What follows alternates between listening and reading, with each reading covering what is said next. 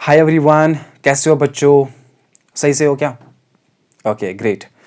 तो अगर आप नीट के लिए प्रिपेयर कर रहे हो और जेई के लिए प्रिपेयर कर रहे हो और आप 11th में हो, तो मैं यहाँ पे आपको एक बहुत ही इजी एंड इफेक्टिव वे बोलूँगा, एक तरीका सिखाऊंगा जिसको यूज़ करके आप कोई भी प्रॉब्लम इस टॉपिक के रिलेटेड सॉल्व कर सकते हो। एंड मैं यहाँ पे आपको एक वर्ड दे रहा हूँ, मैं आपको गारंटी दे रहा हूँ कि कोई भी प्रॉब्लम इस टॉपिक के रिलेटेड आप सॉल्व कर सकते हो, ठीक है। लेकिन फॉर दैट आपको ये वीडियो पूरा का पूरा देखना है। तो I welcome you to the physics, let's get started. देखो यहाँ पे ये टॉपिक क्या है, आपको एक पहले ये टॉपिक किस टॉपिक से रिलेटेड है, ये डायमेंशन एनालिसिस की एप्लीकेशंस है, ठीक है। तो इसकी 3 एप्लीकेशंस है। तो हमने सीखा कि पहली एप्लीकेशन कौन सी है, जहाँ पे हम correctness of A given equation कर सकते हैं। मतलब आपको एक इक्वेशन दी हुई होगी एंड आपको चेक करना है कि क्या वो डायमेंशनली करेक्ट इक्वेशन है या नहीं है। तो इस पे हमने ऑलरेडी वीडियो अपलोड किया हो, तो if you haven't seen that just go and check that video. And जो इसकी दूसरी एप्लीकेशन है, इसमें हम क्या करेंगे, एक फिजिकल क्वांटिटी का जो मेजर वैल्यू होगा और मेजरमेंट होगा, तो हम उसको एक सिस्टम ऑफ यूनिट से दूसरे सिस्टम ऑफ यूनिट्स में कन्वर्ट कर सकते हैं ये वाली एप्लीकेशन यूज़ करके। तो मैं आपको बता दूं कि ये एक मैजिक एप्लीकेशन है इसका, and you will see that in just few moments. और जो तीसरी एप्लीकेशन है वो ये है कि आपको एक डिड्यूस कर सकते हो रिलेशन में डिफरेंट फिजिकल क्वांटिटीज। अगर आपको गिवन फिजिकल क्वांटिटी का डिपेंडेंस पता है कि किस किस फिजिकल क्वांटिटी पे डिपेंड कर रहा है, तो आप इसकी फार्मूला निकाल सकते हो, अच्छे से निकाल सकते हो, ठीक है। तो हम पहले इस वाले एप्लीकेशन पे, ये वाला वीडियो इस एप्लीकेशन पे है, ठीक है। तो देखो, सबसे पहले आपको एक दो चीज़ें जाननी है, वो ये है कि जब हम किसी भी फिजिकल क्वांटिटी को मेजर करते हैं ना, जब हम किसी भी फिजिकल क्वांटिटी कौन सी है, length, mass, time, velocity, acceleration, momentum, torque, angular momentum, frequency, कोई भी वर्क डन, ओके। तो फिजिकल क्वांटिटी को जब हम मेजर करते हैं तो हमारे पास क्या आ जाता है, हमारे पास एक नंबर आ जाता है एंड एक यूनिट आ जाता है, ठीक है। इस नंबर को हम मैग्नीट्यूड भी बोलते हैं। क्या बोलते हैं? मैग्नीट्यूड। एग्जाम्पल यहाँ पर मेरे पास एक बुक है, एस सी वर्मा की बुक है, एस सी वर्मा सर की बुक है, सॉरी। तो इसका सपोज इसका मास है 3 kgs। कितना है? 3 kgs। जो यहाँ पे फिजिकल क्वांटिटी कौन सी है? मास है, ये फिजिकल क्वांटिटी है, ठीक है। जो 3 आया यहाँ पे, ये नंबर आया, एंड जो kg आया 3 kg, ये यूनिट आया। समझ आ रहा है? इसको मैग्नीट्यूड बोलते हैं एंड इसको यूनिट बोलते हैं। हर किसी फिजिकल क्वांटिटी के मेजरमेंट पे आपको 2 चीजें मिलती है, एक नंबर और मैग्नीट्यूड एंड दूसरा यूनिट, ओके। तो सपोज ये kg किसका यूनिट है, मतलब किस सिस्टम का यूनिट है? ये एसआई सिस्टम का यूनिट है। तो सपोज इसको मुझे कन्वर्ट करना है सीजीएस में। क्या करना है? सीजीएस में। तो मैं क्या लिखूंगा? 3 kg, वहां पे सीजीएस का जो सीजीएस में जो यूनिट है ना मास का, वो है ग्राम्स, एंड 1 kg होता है 1000 ग्राम्स। कितना होता है? 1000 ग्राम्स। ये कितना होगा? 3000 ग्राम। जरा देखो, फिर वही आया, फिर नंबर 1 आया, 1 यूनिट आया। एंड मैं आपको बता दूं, ये 3 kg बराबर है 3000 ग्राम्स। आप मानते हो क्या? हाँ, दैट मीन्स सपोज इसको मैं n1 मान के चलता एंड इसको u1 मान के चलता, एंड ये वाला n2 आया एंड ये u2, क्योंकि यहाँ पे n1 है 3, यहाँ पे n2 है 3000, यहाँ पे u1 है kg, यहाँ पे u2 है ग्राम्स, ठीक है। तो मैं लिखूंगा 3 kg is equal to 3000 grams. That means n1 u1 is equal to n2 u2। भाई ये क्या मेरे पास आया? एक इक्वेशन आई, n1 u1 is equal to n2 u2 हर फिजिकल क्वांटिटी के लिए ट्रू है। सपोज मेरे पास लेंथ है, सपोज इस बुक की लेंथ है सपोज 2 मीटर्स, एज्यूम करके चलते हैं 2 मीटर्स है नहीं, ठीक है, 2 मीटर्स, ओके। तो ये जो है ये n1 है एंड ये क्या है? u1 है, एंड मुझे कन्वर्ट करना है इसको सीजीएस में। ये एसआई में है क्योंकि मीटर एसआई का यूनिट है ना, मतलब लेंथ का एसआई यूनिट है। तो 2 इंटू 1 मीटर कितना हो गया? 100 सेंटीमीटर, 200 सेंटीमीटर। ये n2, सॉरी, ये n2 है एंड ये u2 है। देयरफॉर क्या आप ये मानते हो ये 2 metre is equal to 200 centimetre? मानते हो क्या? हाँ, that means n1 u1 is equal to n2 u2। बहुत ही इंपॉर्टेंट है। तो देखो, जो नॉर्मल फिजिकल क्वांटिटीज है, length, mass, time, speed, velocity, तो वहां पे ये वाला एप्लीकेशन मतलब यूज होता है, बट जरूरी नहीं, हम कन्वेंशनली कर सकते हैं। सपोज मेरे पास स्पीड है 10 मीटर्स पर सेकंड की, एंड मुझे चेक करना है कि सीजीएस में क्या आएगा। तो मैं लिखूंगा 10 इंटू एक मीटर कितने सेंटीमीटर होता है 100 सेंटीमीटर। सेकंड के सेकंड ही आता है क्योंकि CGS में एंड SI में टाइम का सेम यूनिट है, सेकंड है, ठीक है। दैट मीन्स 3000 सेंटीमीटर पर सेकंड। मुझे ये वाला एप्लीकेशन यूज़ करने की ज़रूरत नहीं, लेकिन जब जो फिजिकल क्वांटिटीज़ है वो थोड़ी कॉम्प्लिकेटेड होने लगी, जैसे फोर्स में, वर्क डन में, ग्रेविटेशनल कांस्टेंट में, टार्क में, बहुत सारी जो फिजिकल क्वांटिटीज है जिनमें थोड़े यूनिट्स थोड़े डिफिकल्ट है, ठीक है। वहाँ पे कन्वेंशनल तरीका यूज़ नहीं करना चाहिए, वहाँ पे सिंपली आप ये जो इसका एप्लीकेशन है ये यूज़ कर सकते हैं, and we will see and we gonna do some problems on it so that कि ये कॉन्सेप्ट हमारे दिमाग में चला जाएगा, ठीक है। लेकिन प्रॉब्लम करने से पहले मैं यहाँ पे आपको पहले सिखा दूंगा कि SI system and CGS, SI system and CGS। देखो लेंथ, मास एंड टाइम, तीन फिजिकल इंपॉर्टेंट फिजिकल क्वांटिटीज़ है। SI में लेंथ को कैसे करते हैं मीटर एंड CGS में सेंटीमीटर। मास को इसमें kgs, इसमें ग्राम्स। टाइम को इसमें सेकेंड्स एंड इसमें सेकेंड्स। ये बात जहन में रखो इस वीडियो के लिए, ठीक है। तो देखो अब हम ये वाली इक्वेशन याद रखो अभी, N1 U1 is equal to N2 U2, N1 U1 is equal to N2 U2, सही। तो मैं इस इक्वेशन का यूज करके किसी भी फिजिकल क्वांटिटी का मेजरमेंट, उसका measured value from one system of units to another system of units convert कर सकता हूं। सपोज मुझे बोला गया है कि जो 1 न्यूटन है वो कितने डाइन है, ये SI का है एंड ये CGS। जो SI यूनिट ऑफ फोर्स है वो है न्यूटन एंड जो CGS यूनिट ऑफ फोर्स है वो है डाइन। मुझे नहीं पता कितने डाइन है, मैं इस एप्लीकेशन का यूज करूंगा एंड ये एक सिंपल एक तरीका है, एक क्रोनोलॉजिकल वे है। इसमें 3 स्टेप्स है, 2-3 स्टेप्स है एंड आप कोई भी प्रॉब्लम सॉल्व कर सकते हो इससे। देखो पहले क्या करना होता है, पहले लिखनी होती है equation N1 U1 is equal to N2 U2। ये पहला स्टेप है, इसको बोलते हैं फर्स्ट स्टेप। दूसरे स्टेप में क्या करना होता है, दूसरे स्टेप में N1 को रिप्लेस करना है 1 से, ठीक है, जो गिवन हो 1। एंड जो यूनिट है ना, यूनिट को रिप्लेस करना होता है डायमेंशनल फॉर्मूला। सबसे इंपॉर्टेंट स्टेप इसमें, यूनिट को रिप्लेस करना है। क्या करना है, रिप्लेस करना है किससे, डायमेंशनल फॉर्मूला। जहन में रख लो ये बात। तो जो फोर्स की, जिस क्वांटिटी की बात हो रही है, ये किसका यूनिट है, फोर्स का, तो डायमेंशनल फार्मूला फोर्स पता होनी चाहिए, M1 L1 T to the power -2। ये किसकी डायमेंशनल फार्मूला है, फोर्स की। N2 तो निकालना है ना, मुझे नहीं पता है ना। एंड जो U2 है इसमें भी रिप्लेस करना है dimensional formula, M1 L1 T to the power -2। देखो आपको पता है ये वाला साइड कौन सा है, SI साइड है एंड ये वाला कौन सा साइड है, CGS साइड, ठीक है। लेकिन अगर मैं सिंपली लिखूं MLT, मुझे क्या पता चलेगा ये वाला M SI का है एंड ये वाला M CGS का है, नहीं पता चलेगा ना। तो इसके लिए मैं क्या करूंगा, इसके लिए यहां पे 1 रखूंगा, 1 एंड इसके लिए 2 रखूंगा। समझ आ रहा है, मतलब जब M1 आएगा तो मुझे पता चलेगा कि ये SI का है मास, एंड जब L1 आएगा तो मुझे पता चलेगा ये SI का है। इसी तरह जब T2 आएगा मुझे पता चलेगा ये CGS का है, M2 आएगा तो मुझे पता चलेगा ये CGS का है। एंड ये है इसका सेकंड स्टेप। क्या है, सेकंड स्टेप। समझ आ रहा है, यही 2 स्टेप्स, बस आपका काम हो गया। देखो अब क्या करना है, 1 को ऐसे 1 लिखे ना लिखे कोई फर्क नहीं पड़ता, M1 एंड इस M2 को नीचे ले आते हैं, M2 टू द पावर, इसका 1 है उसका 1 है तो हो गया 1, L1 डिवाइडेड बाई L2, इसका पावर 1 है इसका भी पावर 1 है, okay, divide into T1 divide by T2, T1 divide by T2, इसका पावर -2 है एंड इसका भी -2 इज इक्वल टू N2, सही। विच इंप्लाइज, देखो ये मास M1 किस साइड का है, SI का है, तो SI में जो मास है वो किस में है, जरा देखो kg में है ना, तो ये M1 के बदले लिखेंगे kg डिवाइड बाई, एंड ये मास M2 कौन से साइड का है, इस साइड का, मतलब CGS का M2, और वहां पे किस में है, ये ग्राम्स में। ग्रेट। L1 मीटर है ना, मतलब SI का है, तो किस में है, मीटर्स में, शाबाश। और जो ये L2 है किसका है, CGS का, वहां पे ग्राम्स में, सॉरी सेंटीमीटर्स में। एंड T1 सेकंड्स में, दोनों, -2 इज इक्वल टू N2, सही।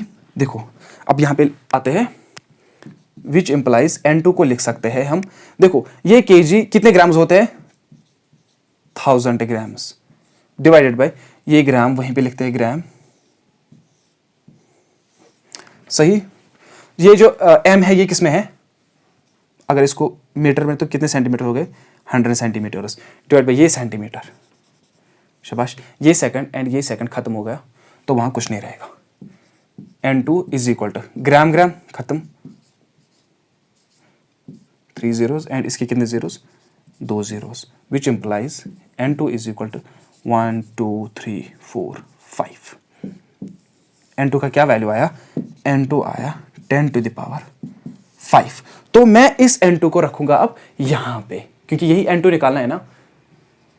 ये N1 है 1, U1 है न्यूटन, N2 क्या आया 10 to the power 5 and U2 है डाइन। समझ आया? तो ये एक सिंपल तरीका है कोई भी प्रॉब्लम इसके रिलेटेड सॉल्व करने का।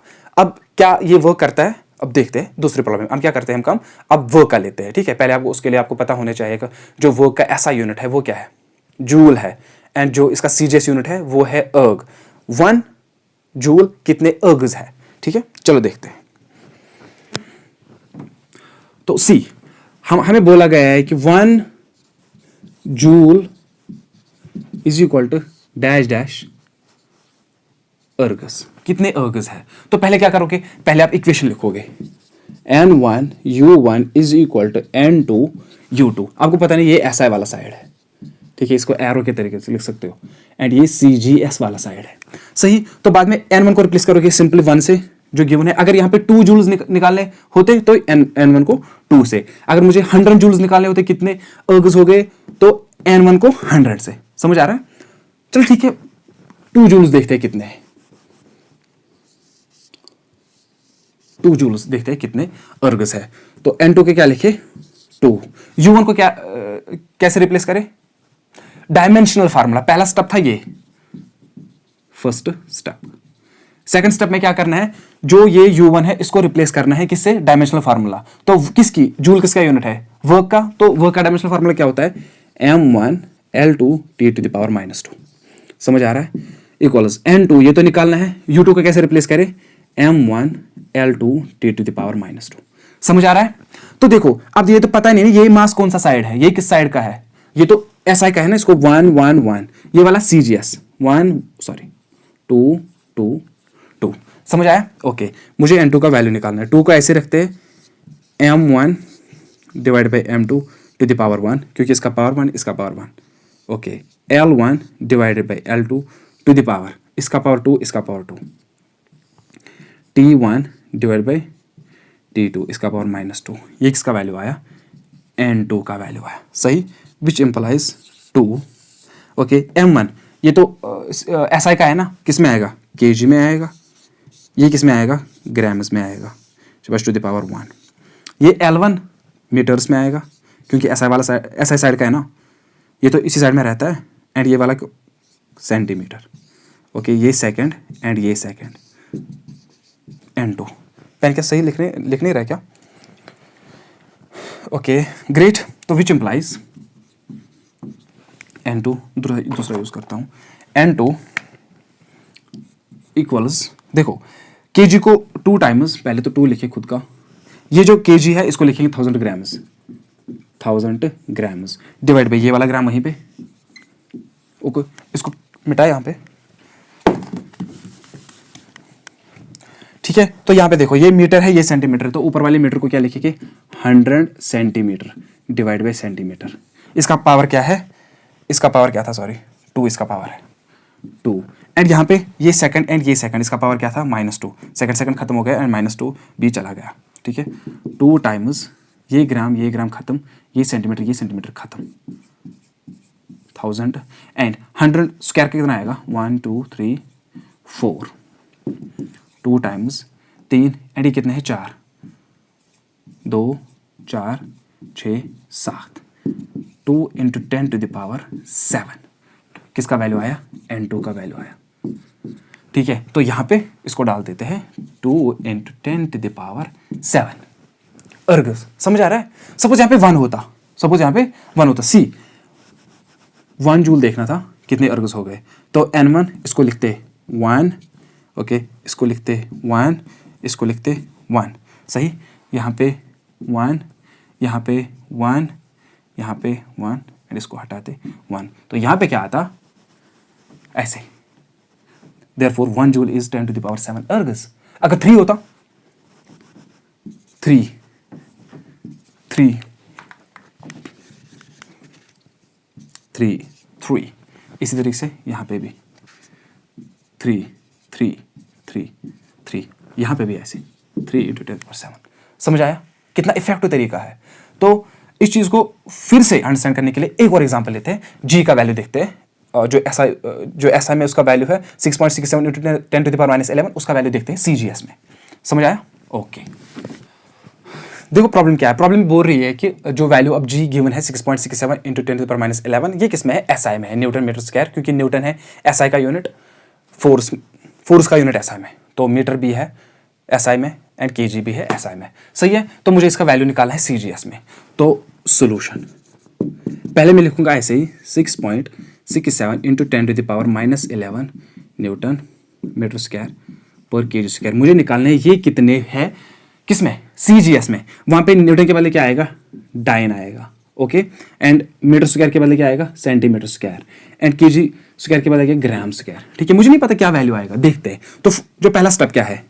N1 U1 is equal to N2 U2, ये है फर्स्ट स्टेप। दूसरे स्टेप में क्या करना है? इस N1 को ऐसे रिप्लेस करना है 6.67 × 10⁻11। U1 के बदले क्या लिखना है? याद है डायमेंशनल फार्मूला, जो सेकंड स्टेप था। तो for that I must know कि जो G है इसका डायमेंशनल फार्मूला क्या है। ठीक है, मुझे पता है इसका डायमेंशनल फार्मूला, लेकिन फिर भी मैं आपको यहाँ पे बताता हूँ इसका डायमेंशनल फार्मूला क्या है। देखो इसका डायमेंशनल फार्मूला कैसे निकालें। जो फोर्स है, जो ग्रेविटेशन लॉ है, G times M1 M2 divide by R square. जो फोर्स का डायमेंशनल फार्मूला है वो है M1 L1 T⁻⁻2 is equal to G रहेगा। वहीं पे R2 यहाँ पे चला जाएगा, वो L2 है, आर्म है, लेंथ है, तो M2 है, यहाँ पे M2 आएगा, सही। विच इम्प्लाइज G इक्वल्स, देखो M स्क्वायर ऊपर चलेगा -2, तो ये M-1, okay. L1 and L2 कितने हो गए? L3 एंड T कितना आएगा? -2। ये किसकी डायमेंशनल फार्मूला आई? G की। तो ये यहाँ पे सब्स्टिट्यूट कर देते हैं। U1 के बदले के वो लिखेंगे M⁻⁻1 L⁻³ एंड T⁻², सही, इक्वल्स N2, इसका वैल्यू निकालना है, एंड U2 के बदले भी यही लिखना है M⁻⁻1 L⁻³ T⁻²। कोई मिस्टेक? हाँ, अभी 1 1 1 लिखना बाकी है। 1 1 1 2 2 2, ताकि मुझे पता चले जो M1 वाले हैं ये SI के हैं एंड 2 वाले किसके हैं? CGS के, okay. 6.67 × 10⁻11 M1 divided by M2 ⁻1, M2 को यहाँ पे लाया।